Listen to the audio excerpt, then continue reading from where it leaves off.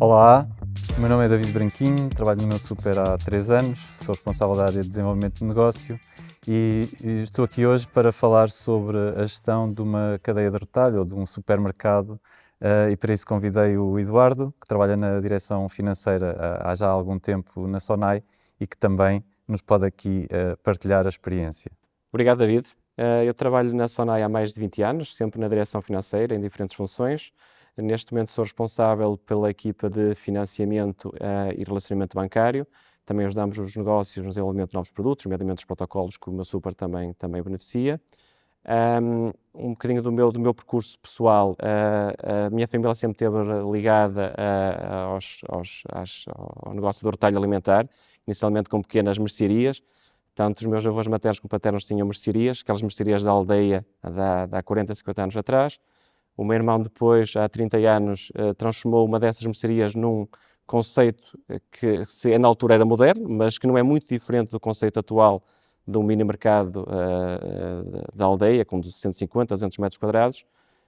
E depois de acabar o curso, ironia, vim trabalhar para o maior merceeiro do país, para o continente, onde estou, como disse, há cerca de 20 anos. Então, em termos de o líder de mercado para um pequeno supermercado, qual é que continua a ser o grande segredo de um supermercado? É engraçado que, embora um supermercado, uma cadeia de supermercados como o Continente tem desafios enormes, há determinadas questões que são transversais a todos os negócios, e independentemente da sua dimensão. E acho que o principal é mesmo o cliente e a atenção dada ao cliente. Há um conceito que se calhar muitos não conhecem, que é o conceito do freguês. E o conceito de freguês é o conceito do cliente, que é o cliente fiel, que compra com regularidade, e é um cliente que é o cliente mais valioso, porque é o cliente que não vai trocar a loja por pouco, e quando mudar, efetivamente é porque tem algo de muito melhor, uma oferta muito melhor no outro lado. E acho que essa preocupação no detalhe de servir o cliente, e servir o cliente pode ser de formas muito diferentes. Ou é porque tem um produto que aquele cliente específico precisa, ou é porque atende aquele cliente que vai lá todos os dias e que precisa, além de ser servido, precisa também, se calhar, de uma palavra amiga, ou é aquele cliente que precisa que lhe vão levar as compras a casa. E, portanto, há muitas formas de fazer cada um dos clientes sentir-se especial. E acho que esse continua a ser verdadeiramente o segredo, é perceber qual é o cliente, perceber as necessidades do cliente e ter uma oferta que satisfaça esse cliente. E a oferta pode ser ou ter os produtos, ou ter o serviço, ou ter a palavra amiga e o tempo necessário para ouvir esse cliente.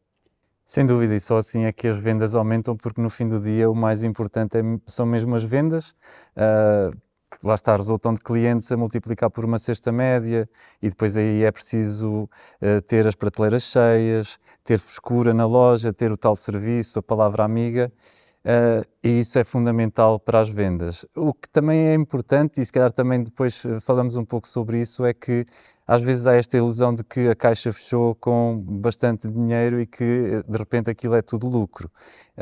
E eu acho que pela experiência que temos também, é fácil perceber que não é. Eu às vezes ponho-me a pensar, uma loja que venda 5.000 euros por dia já é uma boa loja e de facto 5.000 euros é muito dinheiro. Mas na verdade, se a gente fizer aqui um pouco, se esquartejarmos um pouco este valor, num caso, em média, no dia em que se vende 5.000 euros, há logo uma parte importante que vai para o Estado, que é o IVA, à volta de 13% nesta atividade, portanto, de 5.000 passamos logo para 4.425, e depois também é preciso pagar a mercadoria, que são quase mais 3.500 euros. Portanto, ficamos aqui com uma margem de à volta de 900 euros, depois ainda há uma parte que vai para quebra, e ficamos aqui com uma margem já de si apertada. Depois, por exemplo, temos que pagar às pessoas, não é? Porque alguém tem que pegar na mercadoria, pôr na prateleira, passar na linha de caixas e, portanto, vamos imaginar que se eu tivesse que pagar todos os dias às pessoas, seriam mais ou menos 450 euros e também é preciso pagar rendas. Em alguns casos, os os próprios proprietários são proprietários do espaço e, portanto, não têm que pagar essa renda, mas se tiverem que pagar uma renda de à volta de 150 euros por dia, que não é muito, já são 600 euros de custos que subtraem a uma margem que tínhamos de 900. Depois ainda há mais custos como a eletricidade, assim logo à cabeça, para pagar o frio das arcas, dos frigoríficos, etc. E assim muito facilmente, dos 5.000 euros que tínhamos na caixa, temos aqui um resultado operacional de 200. E depois em cima disso ainda tens que retirar os impostos que tens de pagar ao Estado, tens de tirar os encargos financeiros se tiveres um empréstimo, ou se tiveres garantias bancárias, se tiveres comissões, tens de tirar todos esses custos. E tens que também deixar uma margem para continuar a investir no negócio. Exatamente. E esse investimento no negócio é ou teres capacidade para comprar mais mercadoria para encher a loja antes do Natal, ou antes da Páscoa, ou antes da época balnear em algumas zonas onde é importante ter capacidade para e abastecer a loja mais nessas alturas. E essa capacidade financeira tem que existir, não é? Sim. Eu acho que também aqui é muito importante e sem entrar em grandes complexidades, há coisas que são relativamente simples, como por exemplo teres uma conta bancária dedicada só ao negócio. E acho que uma conta bancária onde tu canalizas todos os fluxos financeiros, de pagamentos e de recebimentos, permite ter um controle muito mais assertivo sobre como é que está a situação do teu negócio. Uhum. E isso permite não misturar o que é que são as tuas finanças pessoais com o que são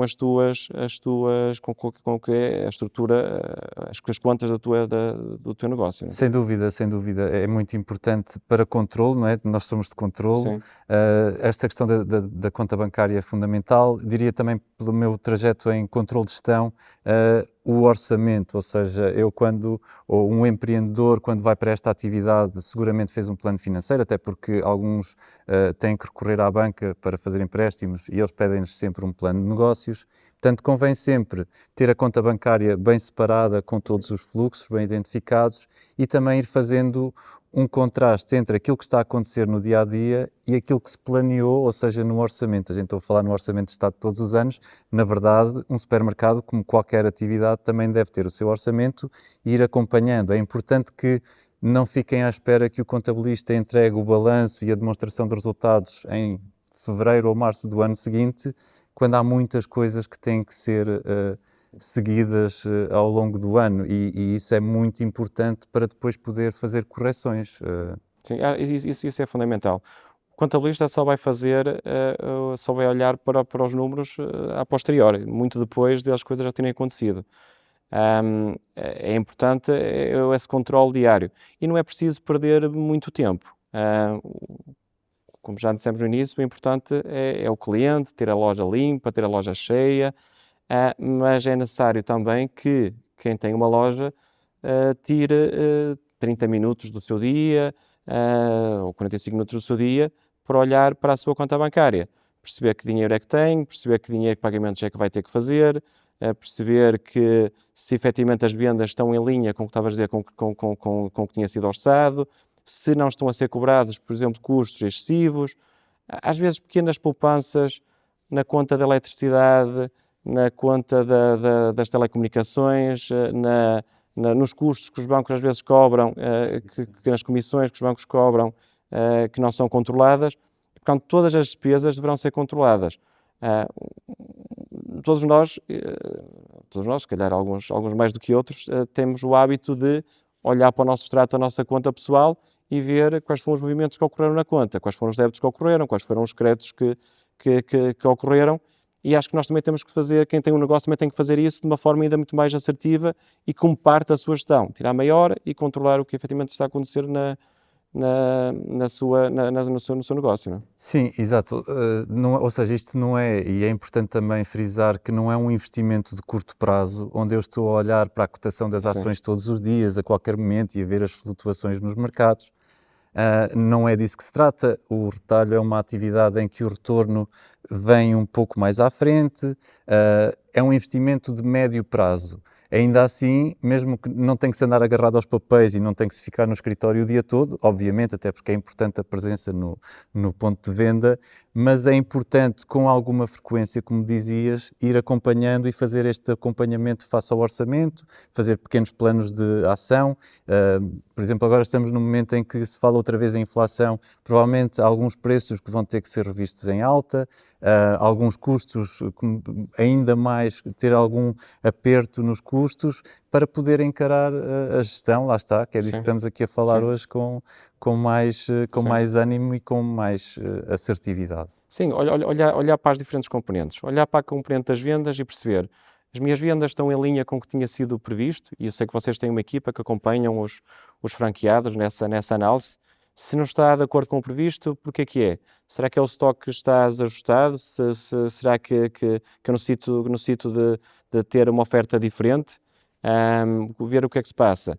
Na componente dos custos, se há custos excessivos, há muitas ações que podem ser tomadas para, por exemplo, com custos de energia, que agora estão a aumentar e também se fala com o aumento dos custos de energia. Se calhar com alguma regularidade ir ao mercado e perceber o que é que se passa. Existem empresas de consultoria que te podem ajudar a ter uma operação muito mais eficiente, e os custos de energia até acabam por ter um peso relativamente significativo na loja. E depois também, além desta gestão do dia-a-dia, é importante também ter uma gestão financeira de médio prazo. Eu já falei na questão de ter capacidade financeira para abastecer a loja de uma forma adequada em alturas sazonais durante o ano, mas também pensar em ter a capacidade financeira para investir, por exemplo, em equipamentos. Um equipamento de frio começa a ficar velho, começa a ficar desatualizado, além do aspecto em si que cria perante o cliente de não ter uma loja equipada como deve ser, também pode estar a provocar um aumento do custo de energia desnecessário.